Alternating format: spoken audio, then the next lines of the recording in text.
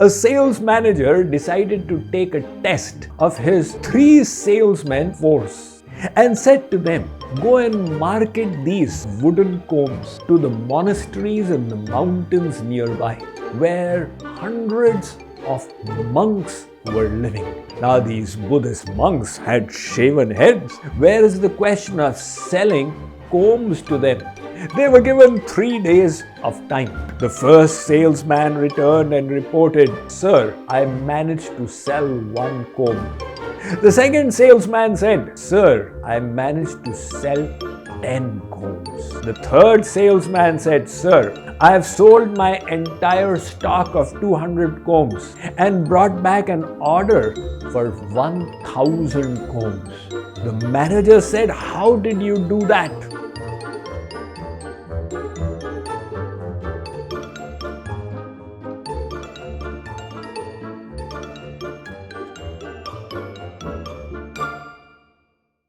Excellence is a mindset where we give our all to whatever we do. People with this attitude do not adopt an easy, lackadaisical approach. Rather, they live by the philosophy that if anything is worth doing at all, it is worth doing well. So they approach even the smallest task with dedication and sincerity. They put in their best efforts, they think deeply and pay attention to detail. The consequence is that their work acquires a tremendous quality. It is this mindset of excellence that creates great thinkers, writers, painters, musicians, artists, scientists, doctors, and engineers. One man walked into a museum where a sculptor was working. He had already created an idol and was preparing a duplicate.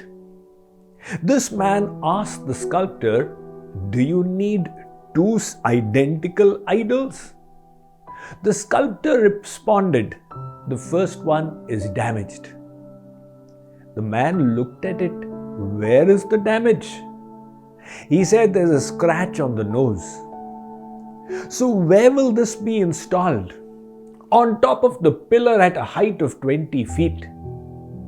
The man said, "In that case, who will be able to see the scratched nose of the idol?" The sculptor said, "I will know, and God will know." This is the mindset of excellence, where you're giving your very best to something. Excellence is a way of honoring God Himself, because all the talents and skills we possess are gifts we have received from Him. And what we do with them will be our gift to Him. As the saying goes, if much has been received, then much is expected in return. Why is excellence so important? This question is like asking, what is the importance of the moon in the night sky when there are millions of stars? Well, that single moon can light up the night sky more than all the millions of stars put together. Likewise, one excellent innovator can give to this world so much more as did the legendary Steve Jobs. He invented the personal computer, the iPod, the iPhone, the iPad, and thereby changed the way we live.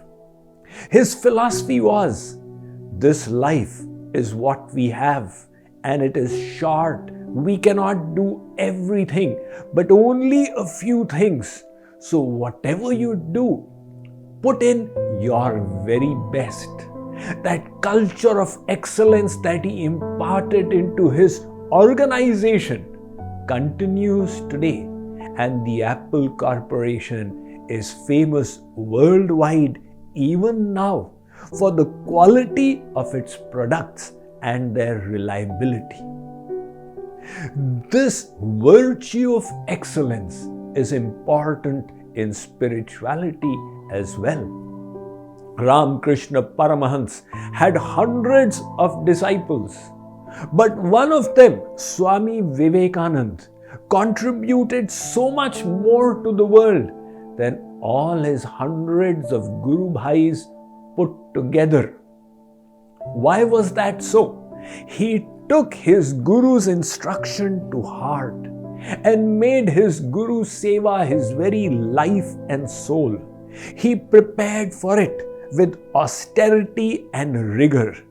He went beyond his comfort zone, exerted himself, and the consequence was that if Ramakrishna Paramahans is famous today, it's because of the efforts of his prime disciple, Swami Vivekananda. If excellence is so powerful and valuable, why then is it rare? The reason is that mediocrity comes easy, but excellence requires the combination of many divine virtues.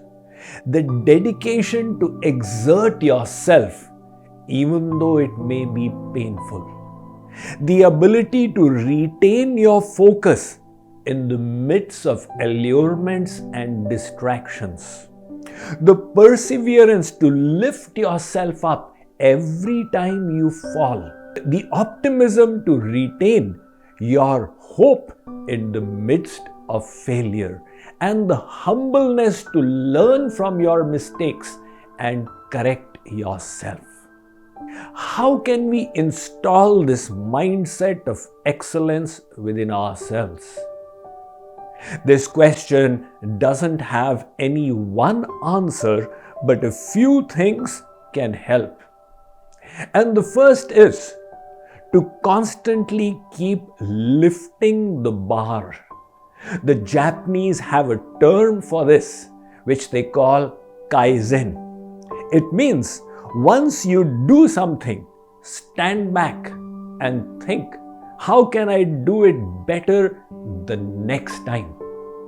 Our scriptures say, Santosha trishu kartavyah swadare bhojane dhane Trishu naivacha kartavyah swadhyaye japadanayo. In what you possess, be contented. But in what you are and what you are doing, never be contented.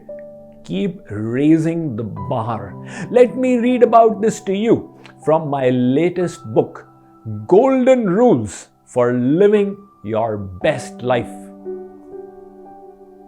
To be satisfied with your present achievement means you have stopped growing.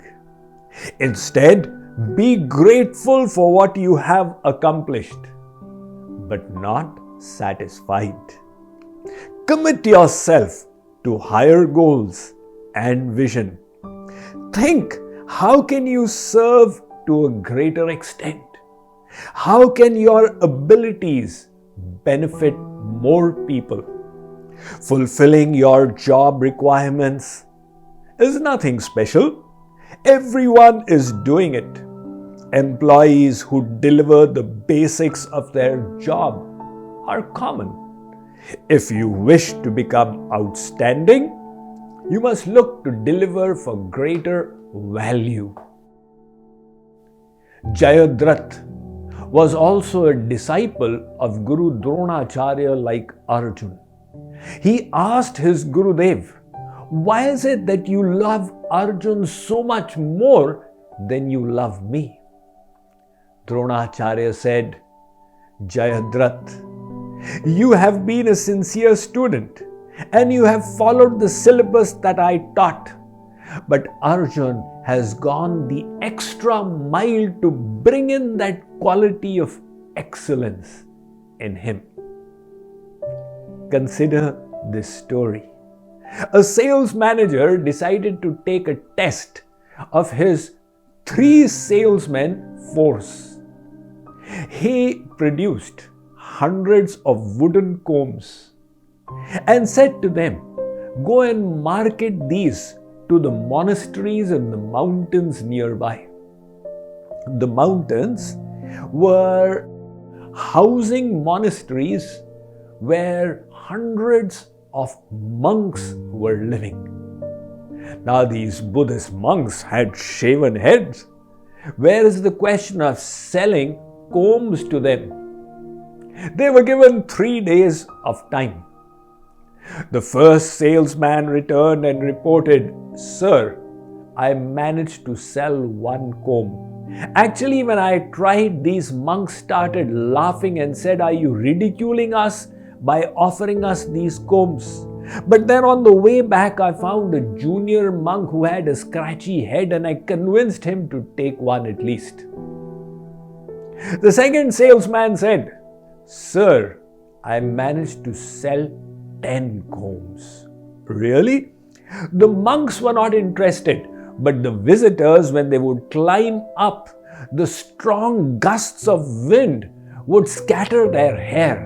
And I convinced 10 of them it would be more respectful to enter the monastery with the hair tidy, and they chose to buy the combs. The third salesman said, "Sir, I have sold my entire stock of 200 combs and brought back an order for 1,000 combs." The manager said, "How did you do that?" The salesman said, "Sir, I approached the head monk of the biggest monastery and thanked him for the effort he had put in creating this sacred place for the benefit of thousands of devotees. He was pleased and said he wanted his devotees to have a divine experience when they came for darshan there. I suggested to him that he could offer them a very special souvenir and showed him the comb I had on which I had engraved the blessing of the Buddha. I told him that when the devotees take this, they will remember the monastery and feel gratified for the blessings." He loved the idea. He purchased my 200 combs and placed an order for more. The other salesman said, "You just got lucky." The manager said, "No, he had pre-planning. He had embossed the Buddha's blessings in advance." And the salesman responded, "Actually, it gets even better. Just today, the head monk reached out to me and said it was a brilliant idea because those devotees went and informed others about the blessings they had received, and the traffic of devotees has increased. They are even donating more to us. Our whole monastery is becoming more prosperous because of this idea." So always think how you can go the extra mile. The next point in installing the mindset of excellence within yourself is to take responsibility. When we underperform, it is so easy to point fingers and make excuses for external circumstances and people. But those who excel are the ones who take responsibility for who they are, what they are. Such an attitude is empowering because it puts us in control and enables us to start exerting our mind and intellect for improvement. And finally, apply yourself to do small things well. People think the day will come when they'll do something very big in a spectacular fashion. But the fact is, success or the blossoming of any skill is only accomplished through small little delta steps. So when we take every step to perfection, it automatically results in a big leap forward. This is the law of incremental growth. So let us adopt the mindset of excellence because it honors God and makes a difference in the lives of people.